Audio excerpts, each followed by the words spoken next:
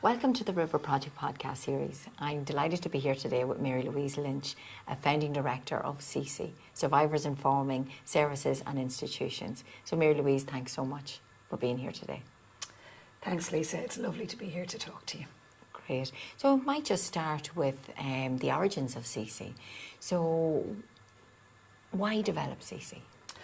I'm a survivor of intimate partner abuse, and I thought that I could leave the relationship, and I thought by leaving the relationship that I was doing the right thing and that everything would work out happily ever after. And I had a child with somebody who was very, very difficult to deal with, and I found myself at the centre of ongoing legal proceedings that seemed never ending. And in order to try and bring awareness to what was happening to me, I started on a journey of I suppose self-development, self-education, and I came across many other women in similar positions. And the way to bring that voice out into the public was to create SISI, simply because the in-camera rule prevented women from speaking out individually, and unless a woman had gone on to make a formal statement and gotten a prosecution and was able to speak against their perpetrator publicly, it was very difficult for women to actually access supports anywhere outside of staying within the legal system and just going to their local domestic violence support service. And depending on availability, they might be met with some immediate response, or they might be met with well-intentioned responses, but not understanding the level of, I suppose, intersecting ways that a perpetrator can levy and weaponize systems against them. So in order to do something about that and to feel like that over decade-long experience of abuse had counted for something, it meant something. All of the things that were learned on the way had a value. And by pooling our collective knowledge, we really do want to make changes, whether it's on our own personal journey or to make changes at a systemic level, at a structural level, at an educational level, at a training level. SISI really does want to bring that survivor voice and that lived experience, along with our capacity building and our training initiatives that we have. We're creating experts by experience to inform and influence change at every level. Excellent. Now, there's so much in that, and I will come back to different parts. But for now, that also leads me nicely into your mission. So, to help our listeners understand a little bit more about SISI and what SISI seeks to achieve. Yeah, sorry. We're in the process of developing a really ambitious strategy. So we have refined our mission, and so our mission is to support women survivors of intimate partner violence to make changes, which is it's quite broad, but I think it covers the many layers that a survivor will experience on that journey to freedom, and what that entails, and the difficulties. I know for me on my journey, it wasn't necessarily that one person or a number of people were able to use systems to silence me or to financially punish me or to force me to engage in spurious legal proceedings, but it was that those systems were so easily manipulated and weaponized, and that in order to do something about that, to prevent another woman from experiencing the same thing, it's really important that survivors are able to find a way to use their experience to talk about what's happening, and to be heard in relation to policy, to be heard in relation to legislative reform, to be heard in relation to practice and procedures on the ground. And for frontline service providers to have an opportunity to engage directly with survivors and to hear maybe, and it might be difficult sometimes to hear what didn't work, in order to do better next time. I don't think anybody wants to see the level of disclosures that we've had in the last number of years as responses to domestic, sexual and gender-based violence have really improved. But the level of disclosure that's coming out is showing that the problems are still there. So while we have way more people reporting, they're reporting even greater levels of violence. There's more ways of abusing somebody. There's technology feeds into that, and I think it's just vital that there is a consistent presence of survivors that are supported in a way that means that the various bodies and stakeholders know where to find them and know what that engagement should look like from a survivor-informed perspective. Absolutely, Mary-Louise, survivor-led at the core of everything. It's such great guidance for all of us as we step through change.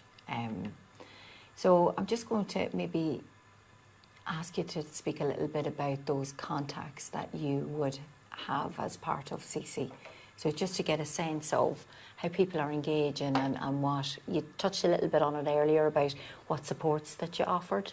So could you maybe talk to us a little bit more about that? Sure, no problem. And I guess I'd also just like to say, for the sake of clarity, that I have needed so many different frontline supports on my journey.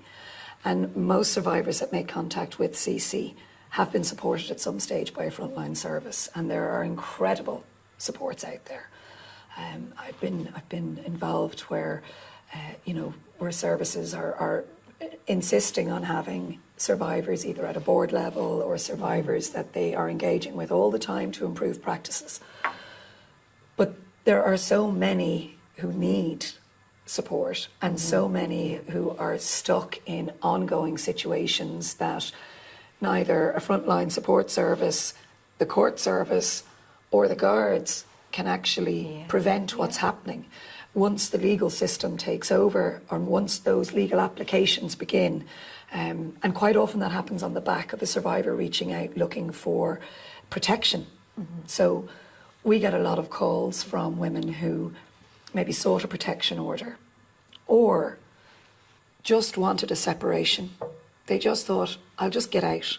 Because when you're dealing with coercive control, and that is primarily the type of survivor that comes to SISI, is somebody who is experiencing coercive control. More often than not, they're able to articulate that there was coercive control in the relationship. However, they don't feel that they're in a position to make a criminal statement in relation to that coercive control because they don't necessarily have 5,000 text messages, on a Tuesday afternoon, or they don't have, the evidence of really horrific stalking, and so they are doing their perpetrator's thinking, which is you're never going to be able to prove it. So they're stuck in ongoing family law proceedings usually, where they might have sought protection, they might have gotten an interim order, and then they mightn't even have gotten the full order because, and I can really identify with this as a victim of coercive control. You're always second guessing the perpetrator's thinking and seeing how convincing he is and how often his narrative will seem like the more logical one. And what a survivor is saying is happening can seem just like too hard to pin down. It's too hard to and it's too hard to tick boxes, in relation to, let's say, the average kind of risk assessment, or you make a call to a service and there's a couple of boxes that need to be ticked, but actually mapping the coercive control is very hard. So we get calls from people who are entrenched in proceedings they don't want to be in and find it so hard to say that they will go and maybe write everything down or make a statement because the abuse is still happening. It's post-separation abuse. And we know from, you know, academics like Evan Stark, who came over here to oversee the implementation of the coercive control law, that the majority of coercive control actually happens post-separation. That's when it ramps up. And up until recently, most frontline services weren't geared to deal with that. So they're dealing with people who are appearing at a point of emergency in crisis. But what happens with so many women is they get used to living a half life where they're just trying to survive from one court application to the next, one court appearance, one trying to make an application for legal aid, and then maybe getting passed on, you know, their representation moving, and or them not qualifying anymore, or financial thresholds, and they're in this constant cycle of fight, flight, fight, flight, is, I suppose, the easiest way to put it, without having the opportunity to hear their experience being mirrored through the peer support and the collective to say, oh no, that's not just, he's not special and different, and what he's doing to you isn't special and different, and you're not particularly, you know, this particularly susceptible victim. What you're going through is not anything that you've done, and it's not because you didn't turn left or right 10 years ago. It is because this is a pattern that is ongoing, and it doesn't matter what you did or didn't do, he will find something to weaponize against you.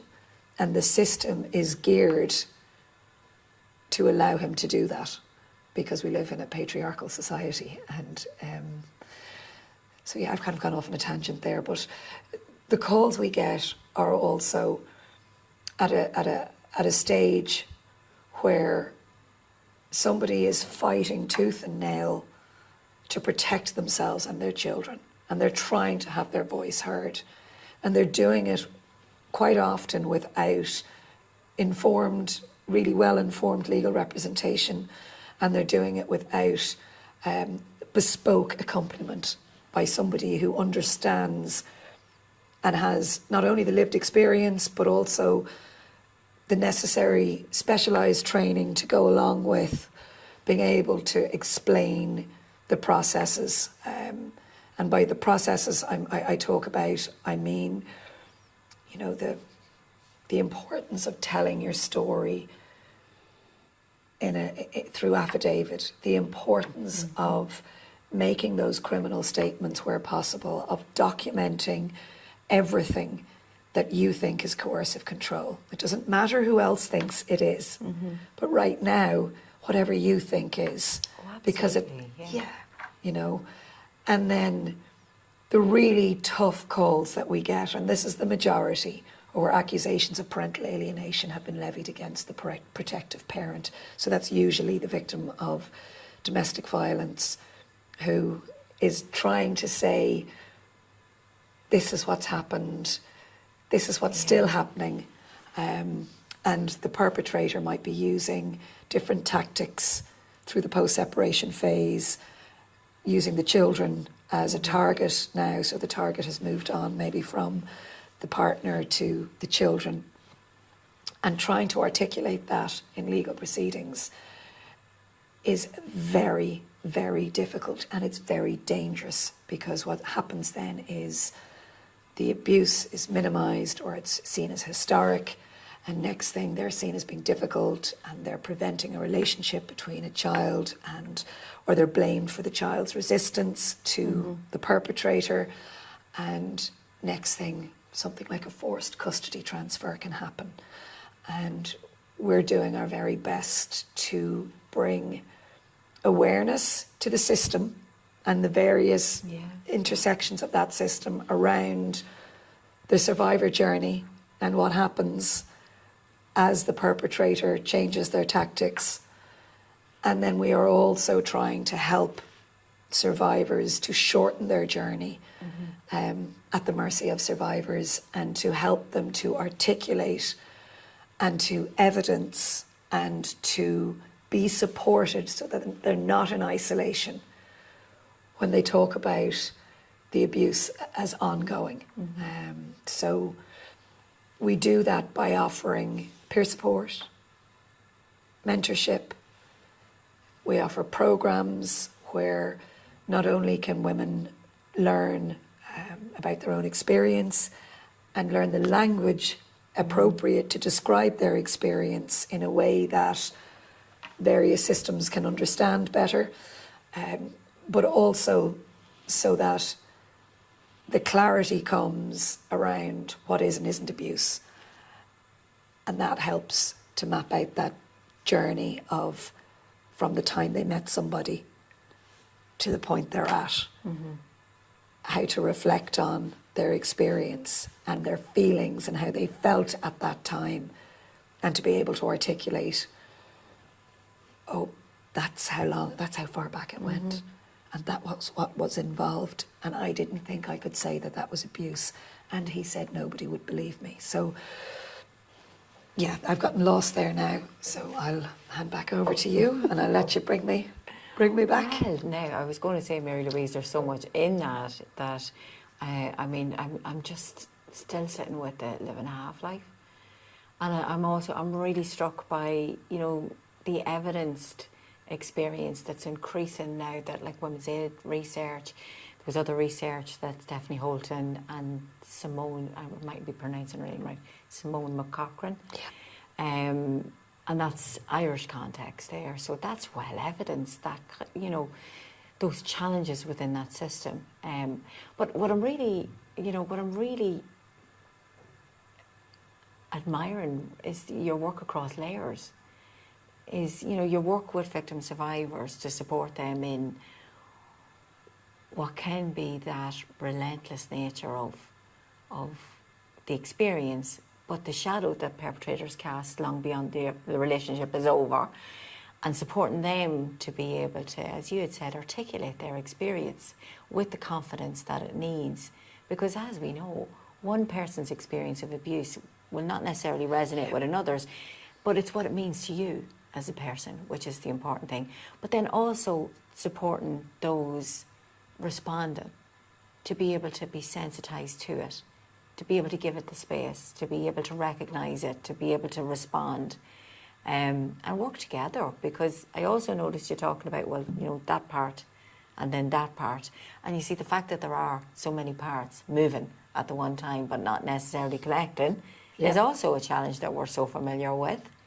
So I don't know, Mary-Louise, I was trying to very badly summarise what I was seeing there, but the multiple layers in which you're operating is phenomenal. I have an image in my head of me very badly spinning plates on sticks. See that? But yes, and I do think with, say, the third strategy on domestic sexual and gender-based violence that we have, and I'm sure we'll have a fourth strategy coming soon, it is vital that survivor voice is included. It is absolutely essential under Ireland's obligations under the Istanbul Convention that survivors are listened to, and that survivors are prevented from being forced to endure secondary victimisation. And currently, and while, yes, you mentioned some of the research projects, and we're very fortunate to have been involved in those research projects, to have been able to bring survivor voice through SISI, both at an advisory level, but also, signposting survivors to the research surveys, so that their lived experience of the voice of the child in young children was the project with Stephanie Holt and Simone McCaughrean, and then Stephanie Holt was also involved in the Women's Aid one, which was, looking at the family law system in cases of guardianship, custody and access. And that is what survivors are living and breathing in that half-life space. It is, how will I have my child's voice heard, and how will I survive these intersecting parallel legal systems, and while I'm going through what seems like something routine, like guardianship, custody and access, but actually it's primarily domestic violence. So when someone is hearing the voice of the child, if there's a need for that, it's a domestic violence case, and that gets missed, and if there is a difficulty around whether somebody should or shouldn't be a guardian, have a look at the domestic violence. Have a look at the dynamics of power and control in the background. If you're confused as to why a single lone parent struggling financially is refusing to kind of say, oh no, it's fine, there's no danger there, and pack their children off at the weekend and to do week on, week off, it's because they're worried that their children are not safe, or their children have told them that they're not safe. And children will tell the person that they feel safe with what's going on. And unfortunately, children might only say that once. They don't like to have to say it over and over. And then you get the custody battle that can ensue. And really, it's not a custody battle. What it is the weaponization of the system in order to remove anything of value and importance to a victim who's already been stripped of their dignity, who's been stripped of their financial well-being, who's been stripped of their potential, and quite often the most important thing left to them is their motherhood and their caretaking responsibility and the hope that whatever they might have endured themselves will be better for their children in the future. And that's what we're all at, is trying to improve outcomes for our children. But for domestic violence survivors, it's life and death. And it is all too real that if they can't put the protection in place, that their children are going to just follow in the footsteps of a perpetrator or be the next line of casualty for the perpetrator. So then at that systemic level, it is vital that that raw lived experience is there to remind people in the room that this is what's being dealt with, you know, on a daily basis by any woman who either reaches out to most frontline services at a crisis point, and the journey that will ensue if there's children, and that perpetrator uses the court to weaponize a response to re-establish control, and preventing that secondary victimization for a lot of women, because SISI focuses on women, and obviously there's a need for so many diverse voices, and domestic abuse doesn't particularly Doesn't discriminate. Thank you, that's the word I was looking for, Lisa. Thank you. It doesn't discriminate. But we know from looking at the research and the data and the statistics that the majority of perpetrators are men and the majority of victims are women. And we also know that looking at, you know, what's going on through the court proceedings, the majority of vexatious applicants are perpetrators looking to continue that cycle of control. Yeah. And that's the hardest group of victim survivors to reach because of the in-camera rule. And we can't break it individually, but we can do it collectively. So that's another reason why SISI's work is so important. And then you look at being able to bring that survivor voice to inform submissions to the UN, you know, which SISI has done. You know, being involved in international research groups where we piggyback on the findings of, you know, research academics like Elizabeth Dalgarno in the Shira research group. Yeah. She's just phenomenal. Yeah. And you look at, and somebody gives the language that we need to describe court and perpetrator induced trauma. That's what we're dealing with. You're not dealing with maybe levels of mental illness or levels of, you know, neurological disorder that seems to only hit trauma survivors of a certain age group who are going through court proceedings. It is actually that the systemic weaponization of systems coupled with the lived experience of the perpetrator who's weaponizing the systems is causing the ongoing damage, the health impacts, you know, the mental health impacts. And so while it has been, I suppose, the caring way of supporting survivors for a long time has been to advocate on behalf of what we want to see more of is in collaboration with, because it's the minutiae that allows the control to continue. And we see reforms happening all the time and they don't go quite far enough, or they just about miss the point, or you see how easily a perpetrator is going to weaponise that. It might sound really good on paper, but for victims we know that's going to be really easy twisted and used to DARVO, which is, deny, attack and reverse victim and offender. Jennifer Freyd coined that phrase, and it was kind of dismissed in the beginning, this idea of collusion and collaboration with perpetrators, but actually it's something that's so easily done, and it's been borne out. Yeah, all the time. So again, I suppose part of survival, whether you're as a survivor supported in a really meaningful way or not, is to speak out about the lived experience, because otherwise it just perpetuates. Absolutely. And another tangent for you. I'll let you bring me back again. No. I mean, that's not. I mean, all of it. What you've described there is central to the where the gaps are. I'm always very struck though by who hears that message, and like you'd mentioned there around the concerns that mums have that are well grounded, and yet if you don't understand this issue, if you don't have had the opportunity, for example, to have perhaps training, education in that area, practice in that area, you won't recognise what people are saying to you. No. Therefore, you're going to miss an awful lot of it. So I'm thinking about where the information is articulated, but also with the receiver, and how people really need to know this issue deeply, to be able to work confidently and competently with it. Because just on a kind of side note, we're doing an input on children and young people on Friday gone by, and we spoke about parental alienation, and we used Dalgarno's model to have a look at how that manifests.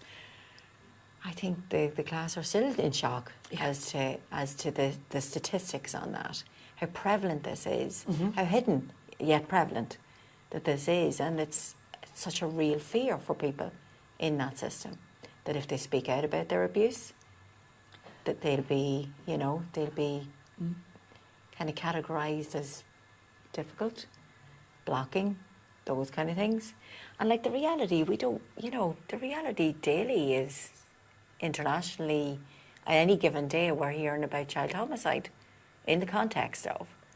So, And if not child homicide, that living a half-life, that children who are literally just going from one house to another in order to appease a court order that was put in place because it was and I don't think that the legal system can solve these problems. It is the system that we have, but I don't think that the civil family law courts are the right place to make a decision on how families come out of domestic violence and solve their problems. Now, I can't give you the blueprint for the answer, but I think where power can be wielded and weaponized, it's never going to be a place to change the outcome for a family that has been terrorized through the wielding of power and control. You said something there about it's so important that responders and people who are assessing these cases and assessing these situations actually understand what's presenting. So many victims of domestic violence, and when I say domestic violence, I mean coercive control. And when I say coercive control, I mean where somebody has been targeted, infiltrated in a way, and has had their personhood removed from them in order for another person to use them to have their needs met. whether it be to have sexual gratification, to have that sense of importance, whether it be, to use them for financial gain, or other sinister, nefarious reasons to exploit children. There are a lot of the reasons that are underpin the reason for coercive control in the first place. And my understanding of domestic violence is that it operates under the umbrella of coercive control. And if you don't understand that coercive control is the driver for anything presenting frontline in relation to domestic violence, then the subtleties will always be missed.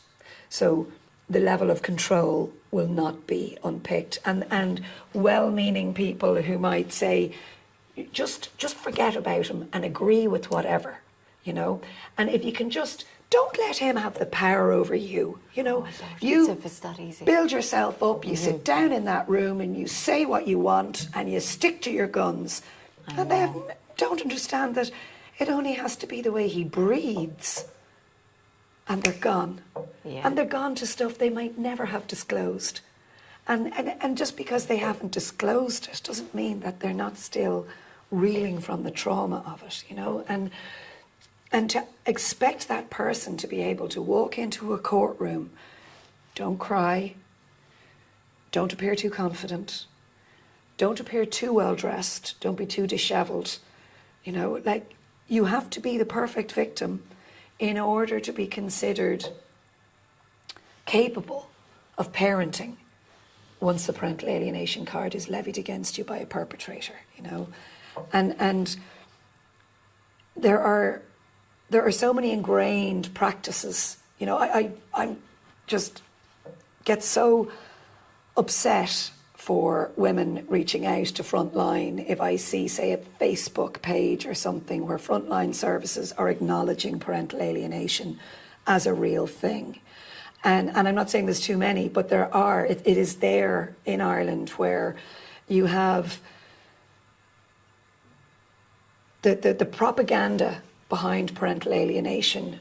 It was such a well-resourced machine and it went out for so many years. And I know you and I spoke about parental alienation several years ago. And I know you've done phenomenal research and you've really done a great job of categorising where it came from, where it first appeared. That's other people's work, Mary-Louise, not mine. I've seen you put it together. You have, and but to actually to say that it's important to say that parental alienation, the term, it's nonsense. It was invented, it was like the kind of spin that's coming out now at election time, to see how many votes can we swing in a particular direction, and that's what it was. It was spin in order to remove the spotlight from paedophiles and from coercive control perpetrators whose victims were saying, this man is dangerous and I don't think he should have access to the children. The children have disclosed that he's coming into their room at night. They've disclosed that they don't feel comfortable with what he's doing, And I mean, we get calls where children are forced to go on contact, and then we're listening to what's happening to those children while the access is happening. And where do those disclosures go? And they go to frontline services, and they go to child protection services, and they go to the guards, and nothing's happening. The contact's not being stopped. And that mother risks losing custody if she can't learn how to navigate the systems using the language, and I'm going to quote Evan Stark now, using the language we help her to find to describe her experiences. The language doesn't change the experiences. It's just the language that the various systems can deal with. And they're not able to deal with, he's a paedophile or he's sexually abusing the children. They're able to deal with, the children are making disclosures I'm really worried. I don't know if they're true or not. I need help to find out if they are. Because the minute a mother says, I believe my children, and I believe that this is happening to them, her voice is disbelieved. And that comes back to the ideal victim part, penalising her for the symptoms that manifest as a result of the coercive control she's experienced, you know, where her mental health might be brought into question, her own, you know, the way she presents with trauma, the fact that trauma isn't linear, so she doesn't come across like the ideal witness. All of these things cause problems, and what we're hearing is, you know, I've been 5 years in these court proceedings. I've mortgaged the house to pay for them. This is my 30th time. Yeah, no, I would have heard that a lot in practice. Yeah. And up until now, there has been no way to shine a light on it, and there has been no way to access the powers that be that can implement change at a structural level. I'll let you bring me back again. So, Mary-Louise, how long is SISI? How long have you been? How long has SISI been in operation? How would I put that? So, you know, SISI as a collective of women survivors came together in 2018. Okay. So I remember attending the first Safe Ireland Summit as a lone survivor, and I knew one or two other people in the room, and I was, you know, starstruck by people who presented at that summit, because they were describing my experience, and there was a truth and a validation that I so desperately needed. Well, to not fall apart, you know, to not kind of resign myself to maybe I am mad, bad, or sad, you know, that it was, oh, hang on a second, this person, you know, is a professor, this person has lived experience, you know, this person is an Irish, you know, notoriety or whatever, and they're validating my experience. And it gave me a real sense of hunger and passion to pursue getting my experience out there into the public domain, but also my strength came from the people who offered support, and me in turn being able to offer support to somebody else. And by 2018, when the second summit happened, there was a whole table full of us at the summit, and you know, that we had gotten tickets, and we were following each other's journeys and being able to share information. We had, you know, local knowledge of what supports were available in different areas, and we had systemic knowledge of what solutions could possibly work, and we had access to research, and we had access to international best practice, you know, and we were swapping these ideas, and there was a real sense of, I suppose, joy in a way, you know, that we were coming through something together, and that gave the momentum to go on and officially form an organisation, which has been painstaking, because you know, the survivor journey is it's an intrepid one, I suppose, and organisational structure is very routine, it is rigorous, there's one way of doing things. And this is true. And as a survivor of coercive control, you know, and with a collective of survivors of coercive control, the resistance is there all across the board, you know, to resist that level of control. So it has taken some time. We formed as a company limited by guarantee in 2020. We had an advisory group that came together, who were wonderful, and you know, that has since moved on.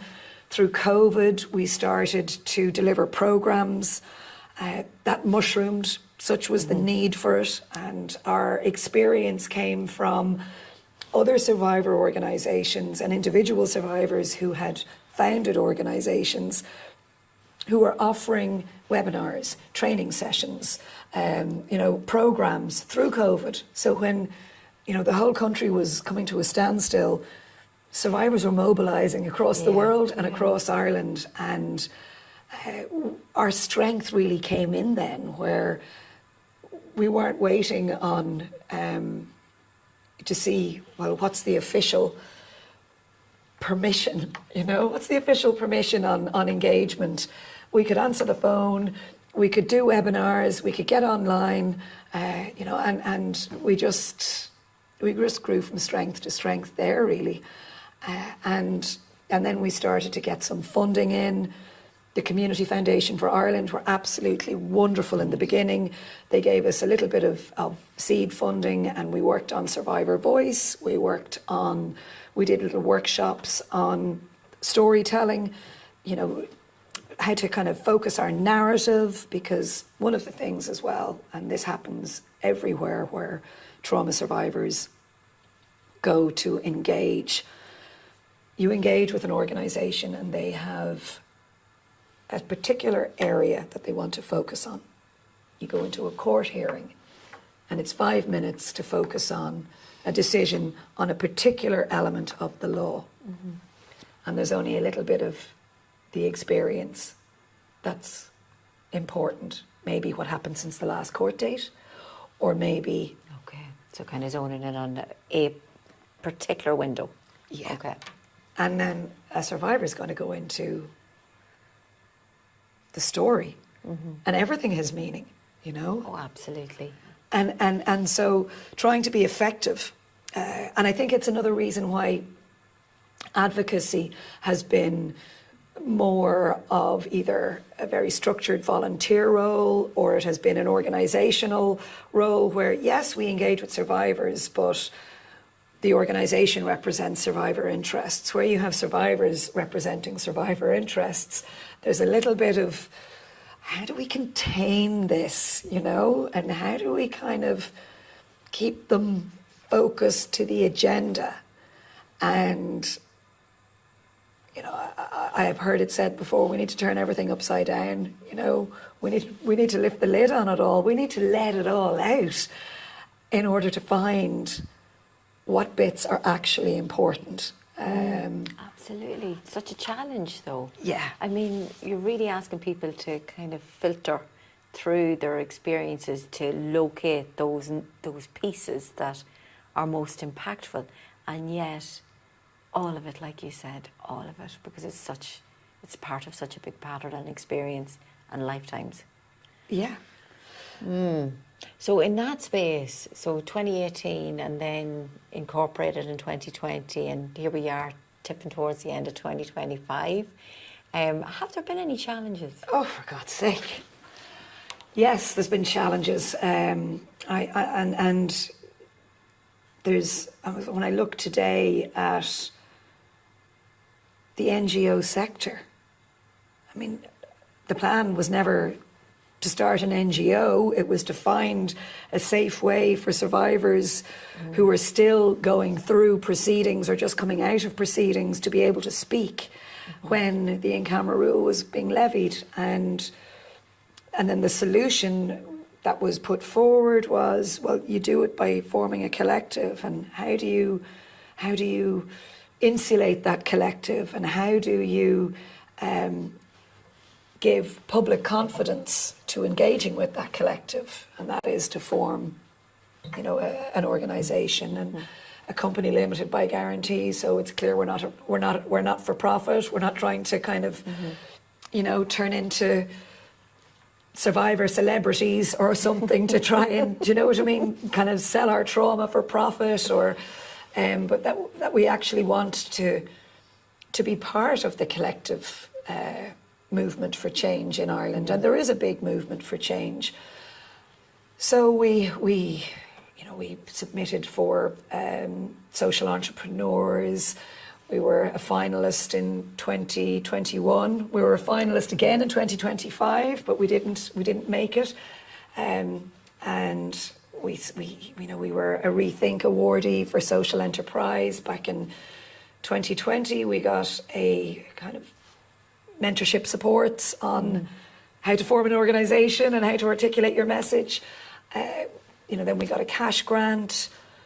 And then we were hit with when we want to be funded by a state agency and we want to be acknowledged as a vital, survivor-led, but a vital organisation, we need to become a charity. And in the middle of all that, let's not forget that individually and collectively, we're all survivors. Many of whom have ongoing legal proceedings or might have made a criminal statement and are waiting to see how that kind of will work out. So at various times, for the sake of prudence, we have been quietened individually by choice in order to pursue other, I won't say options, other important parts of the journey on the road to resolution, on the road to restoration. So not forgetting that they're all things that have been ongoing for many of us. And now we're in a position where we're just about a charity, nearly there, limping over the line with that one. And we're looking towards core funding. We're looking towards being able to access core funding and to be able to access philanthropic funding again, because we were stopped from doing that. So we were winning awards, we were doing great, we had this brilliant momentum. I moved from one end of the country, West Cork, to Donegal. That was a huge move for me personally, with my family. And when I got there, it was like I unpacked my bags. And when I realised I was unpacking my bags for the last time, I'd lived in 17 places, 17 different addresses I'd had since I met, the most significant perpetrator in my life. And the impact of that, you hear people saying all the time, sit with the feelings. I had a chance then to actually sit with the feelings, and I have 3 teenage boys, and their well-being and their way of being in the world is so important to me as a mother, and as a survivor, and as someone with a feminist ethos, and as someone who's very conscious of all that they endured while I was still going through various systems, and so it was big. It was a big transition for me, and I didn't have the energy to provide so much support for the collective and do all of the paperwork, the bureaucracy, the form filling, the hoop jumping that's necessary. Absolutely, yeah. But this last year, I had been working full time through 2024 in frontline service, and this year I took off full-time work, and I've just been doing part-time work and pouring everything into getting SISI, getting survivors informing services and institutions across the line as a charity and as a well-structured organisation that has a good board, strong board in place, and spent time engaging with key stakeholders, I was going to say, I've said it anyway, stakeholders. We're, as I said at the start, in the middle of this really ambitious strategy. We're looking at 4 years, I'm told, is enough in this current climate. 5 years is a bit too far. Things are changing so rapidly. Yeah. And at the same time, I've managed to try and stay relevant at a representational level, to keep survivors in people's consciousness by appearing and talking about we need resources and we need recognition for the value of the work. And it's interesting, the resistance to that as well, even in the NGO sector. It's like, well, people don't really get what SISI is or why it's really needed. And yet the women reaching out to us on a daily basis do, and say they're so thankful that they found the person at the end of the phone, or you know, who they've been maybe one of the volunteers that they're being supported by, to speak to somebody who has lived it, who gets it, and is able to provide accurate, bespoke information. Because we know coercive control is a bespoke offence, and we know engaging with systems, if you have to have a Section 32 report done for your child, or if you hear the words parental alienation weaponised against you, that sets off a whole new set of hurdles for a survivor to deal with. And to be put in contact with somebody who, in real time, not only has the lived experience, but has access to cutting edge resources and information, does make a difference, and it makes a difference to them. So whether, maybe naysayers, and I don't want to say naysayers, we have been hugely supported by, especially women leaders in the sector have been so supportive of me personally and so supportive of our organisation. But there still is resistance to kind of, if survivors need to come out and form an organisation themselves, that somehow that reflects badly on frontline.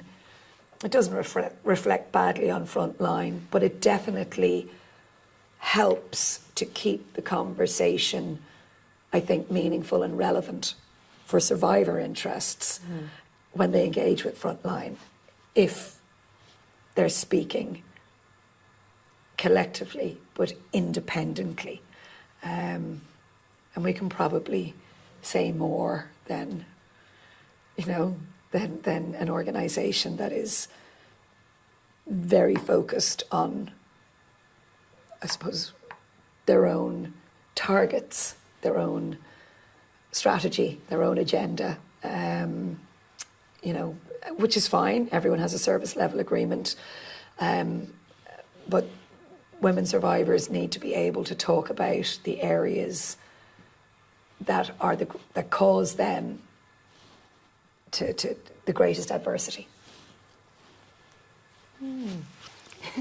So what next, Mary-Louise? If you were to fast forward maybe 5 years' time, what would you hope for SISI? For SISI, I think I would absolutely love to see that team of experts by experience who are also accredited professionals working in the area, working as survivor lived experience experts, widely recognised as a vital part of the infrastructure in recognising and responding to domestic violence and coercive control. I would love to see it as a vital training resource where SISI is always included as the place where any of the systems that I'm talking about, where the guards, where judges, where legal professionals, where frontline service providers, including domestic violence services, go to engage with survivors in an open way. So not in a way that anybody's getting anything wrong, but let's just hear the stories and have the conversations and ask the questions that are necessary to bring about that, not only a common purpose, but that common language, so that the next person telling their story with detail or missing detail, everybody knows, this is where I need to be going with this. And that sounds really like that woman I heard speaking. And that sounds really like that presentation I heard. Do you remember that presentation we were at? To keep that conversation going. one of the ways we've been doing it up until now, and again, this is because we've had such few resources, we've been supported by, and they're one of the competitors to the course that's being run by DkIT, and that's TUS, the Haven Horizons through TUS have offered bursaries for SISI survivors who are training to be experts by experience to attend that course and get a qualification alongside frontline professionals. And they do tell the stories while the training is happening. And they do that through their coursework as well, and they'll do it through their presentations, their essays. And I think the more of that, you hear the words interagency collaboration, but interagency with survivors every step of the way, I think, is the piece that's missing. And I know they're doing that in countries like Australia, where there's a really strong level of engagement with survivors, where there's victim-led, survivor-led, survivor-informed organisations, co-creating policy, co-creating legislation, but their organisations are independent and autonomous. They're financially resourced, and they are accepted as being a really vital tool in order to combat violence against women. And I would love for SISI to take that space. I'd also like to see SISI as an organisation that can offer support to any individual survivor who wants to do something about what's happened to them and find a way to do something about what's happened to them, or another group that have come together and they might be supporting one another by having coffee, once a week or once a month. Well, that we can offer them some supports, a little bit like the very first time I met you, Lisa, when you were with Safe Ireland and you came down, and Safe Ireland gave, a budget to cover the camp out. I think it was €500, and we brought a collective of survivors together, and other people gave their time so generously, and it did something. It meant something. It meant something to us as a group. It meant something to the women who reach out to us on a daily basis. If we had never gotten that support, we would have fizzled out. And I would love to see SISI being able to offer that. You hear that survivors need that flexible funding and a flexible funding model. Yeah. And I would love to see that SISI being able to give discretionary pockets of resources where necessary to survivors, whether it be you need a laptop, whether it be you need a lift to a conference somewhere and you need to get on the stage and you need something to wear while you're doing it. Whatever it is to help elevate survivor voice and survivor experience in order to not only create change for that individual survivor on their journey, but also to change how audience members hear and view and reflect on the experience of surviving domestic violence, or how they can better support others. But also, it is a great catalyst to improve responses at a higher level, because when survivors are visible, complacency does go out the window. You're forced to respond in a better way, and we see that all the time, no matter what the area.